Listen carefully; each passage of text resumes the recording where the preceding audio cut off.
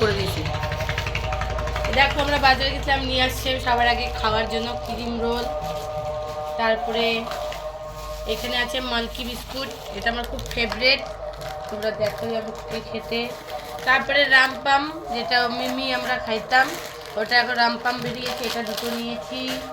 তারপরে এই যে শীতকালের কোল্ড ক্রিম জয় ইউজ করি, এটা দুটো নিয়েছি। ডাবের পাতা নিয়েছি শ্যাম্পু। তারপরে এদিকে নিয়েছি গোয়া গোয়া আপেল, এটা সরি এটা আপেল, এটা পেয়ারা, ঠিক আছে। এই দেখো এইটার দামই 50 টাকা দাম। আর এখানে নিচে সেব মানে আপেল, ঠিক আছে। আর এখন এসে খেতে চালু করে দিয়েছি লিমকা। আর এটা আছে কোকো কলা। কিসের জন্য?